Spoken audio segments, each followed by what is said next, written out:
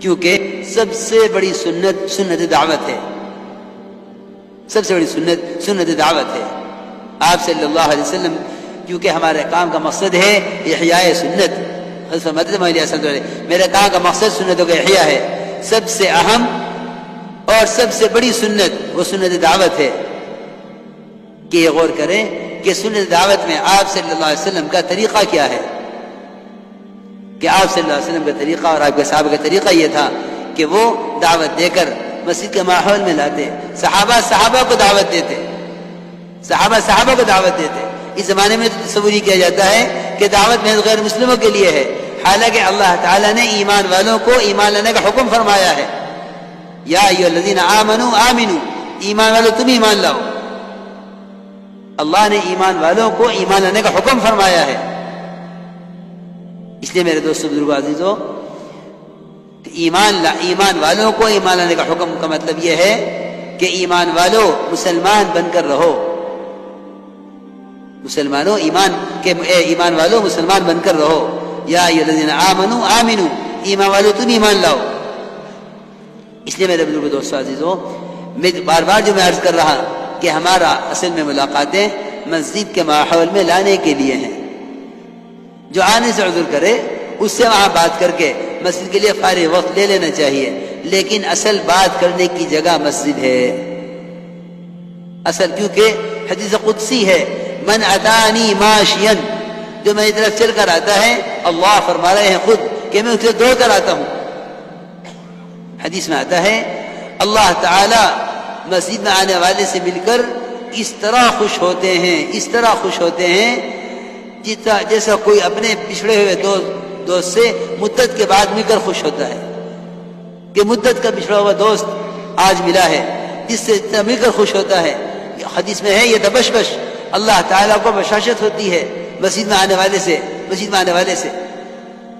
اس لیے ہمارے اصل کام یہ ہے کہ ملاقاتیں کر کے لوگوں کو مسیح کی طرف اٹھا کر لاؤ، کیونکہ جو ہی تم نے اسے مسیح کی طرف چلایا، اللہ کی رحمت اس کی طرف دوڑ گئی، یقینی بات ہے۔ کیونکہ حدیث قدسی ہے، من اتانی ماشیا، جو میری طرف چل کر آتا ہے میں اس کی طرف دوڑ کر آتا ہوں۔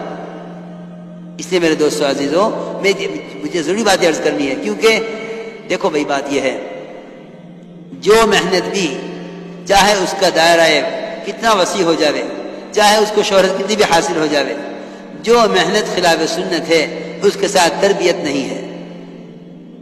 اپنے کام کو سنت کی طرف لاؤ۔ سب سے بڑی سنت میں نے عرض کیا کہ سب سے بڑی سنت وہ دعوت میں انفرادی دعوت ہے۔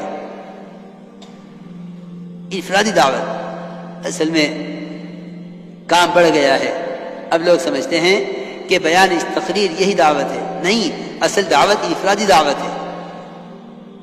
ایک فرد کے پاس چل کر جانا، کیونکہ داعی طالب ہے، امت مطلوب ہے۔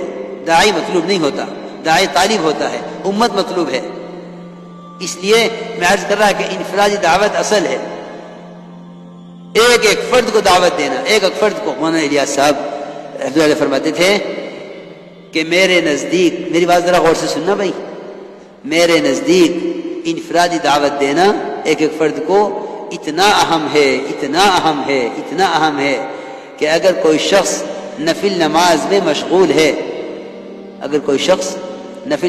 مشغول ہے اور کوئی نیا آدمی آ جائے جس کے ٹھہرنے کی توقع نہ ہو، تو اپنی نفل نماز توڑ کر پہلے اس کو دعوت دے، نفل نماز توڑ دے، پہلے اس کو دعوت دے۔ حضرت کے ملفوظات میں چھپا ہوا ہے، غالباً وہ ملفوظات جو حضرت کے مولانا مظہور نعمانی رحمۃ اللہ علیہ نے مرتب کیے ہیں، اس میں 209 نمبر کا یہ ملفوظ ہے کہ نماز توڑ کر اس کو دعوت دے۔ اگر وہ ٹھہرنے والا ہے تو نماز پوری کر کے دعوت دے، جانے والا ہے تو اس کو پہلے دعوت دے پھر نماز پوری کرے۔ کیونکہ میرے دوستو عزیزو، اس امت کا مسئلہ انفرادی ہے ہی نہیں، ایک امتی کے ذمہ پوری امت ہے، اور پوری امت کے ذمہ ایک امتی ہے۔ انفرادی دعوت کی بڑی اہمیت ہے۔ کیونکہ میں نے عرض کیا کہ داعی طالب ہے، امت مطلوب ہے. آپ صلی اللہ علیہ وسلم نئے آنے والوں پر خود لپکتے تھے. یہ نہیں کہ آپ اس میں رہیں کہ لوگوں کو میرے پاس لاؤ. آپ صلی اللہ علیہ وسلم نماز پڑھا رہے تھے. واصلہ ابن اسقع رضی اللہ تعالیٰ عنہ وہ مدینہ منورہ پہنچے اور نماز ہو رہی تھی، جماعت میں شریک ہو گئے. اسلام بھی قبول نہیں کیا تھا. آپ صلی اللہ علیہ وسلم نے نماز کے بعد دیکھا کہ ایک نیا آدمی آیا ہوا ہے مسجد میں. آپ خود جو محراب سے خود تشریف لے گئے آخری صف میں حضرت واصلہ ابن اسقع کے پاس، اور جا کر آپ نے کو دعوت دی. یہ نہیں کہ ان کو ہمارے پاس لاؤ، آپ خود تشریف لے گئے. بلکہ میں تو یہ عرض کر رہا تھا کہ اللہ تعالیٰ کی غیبی نصرتیں انفرادی دعوت کے ساتھ ہیں. اللہ کی غیبی نصرتیں انفرادی دعوت کے ساتھ ہیں. کہ آپ صلی اللہ علیہ وسلم اپنے صحابہ کرام کے ساتھ آپ سفر میں تھے. عبداللہ ابن عمر فرماتے ہیں کہ آپ سفر میں تھے، آپ کے صحابہ آپ کے ساتھ تھے. ایک آدمی کو آپ نے گزرتے ہوئے دیکھا راستے سے، آپ خود بڑھے اس کی طرف. صحابہ سے نہیں فرمایا جاؤ اس کی بھی دعوت دو، آپ خود بڑھے اس کی طرف. اور آپ نے پوچھا کہ کہاں کا ارادہ ہے؟ اس نے کہا اپنے گھر والوں کے پاس جا رہا ہوں. آپ نے فرمایا کیا تمہیں اس بات میں رغبت ہے کہ تم میرے رسول ہونے کی گواہی دے دو؟ مجھے تو عرض کرنا تھا کہ غیبی نصرت کسے کہتے ہیں، اس کو ذرا آپ ذہن میں رکھیے گا. اب تو جماعت کو کھانا پکانا نہ پڑا کہ جی نصرت ہو گئی. نصرت ضرورت کے پورا ہونے کو نہیں کہتے، نصرت تو داعی کے مقصد میں کامیاب ہونے کو کہتے ہیں. اللہ کی غیبی نصرتیں جس سے داعی اپنے مقصد میں کامیاب ہو، وہ ہے غیبی نصرت. میرے دوستو عزیزوں، ضرورت کی لائن کی برکتیں یہ تو آپ صلی اللہ علیہ وسلم کی پیدائش سے شروع ہو گئی تھی. اصل میں نصرت ہے اللہ تعالیٰ کی طرف سے وہ چیزیں نازل ہونا اور ایسے واقعات کا پیش آنا جس سے غیر اسلام کے قبول کرنے پر عاجز ہو جائیں. چنانچہ آپ نے فرمایا میں غیبی نصرت بتا رہا ہوں کہ انفرادی دعوت پر غیبی نصرت کیسے نازل ہوتی ہے. آپ نے فرمایا، اس آدمی نے کہا دیہاتی نے کہ آپ اللہ کے رسول ہیں، کون گواہ ہے آپ کی رسالت پر؟ آپ نے فرمایا کہ میری رسالت کی گواہی وہ درخت دے گا جو اس وادی کے کنارے پر کھڑا ہوا ہے. وہ درخت وہاں سے زمین پھاڑتا ہوا آیا آپ کے پاس. آپ صلی اللہ علیہ وسلم نے 3 مرتبہ اس درخت سے گواہی دی. اسے تینوں مرتبہ گواہی دی بے شک آپ اللہ کے رسول ہیں، بے شک آپ اللہ کے رسول ہیں، بے شک آپ اللہ کے رسول ہیں.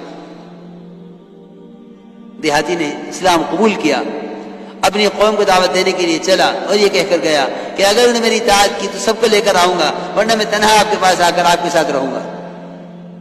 میں عرض کر رہا تھا کہ انفرادی دعوت کے ساتھ اللہ کی غیبی نصرتیں ہیں. اللہ کی غیبی نصرتیں انفرادی دعوت کے ساتھ ہیں.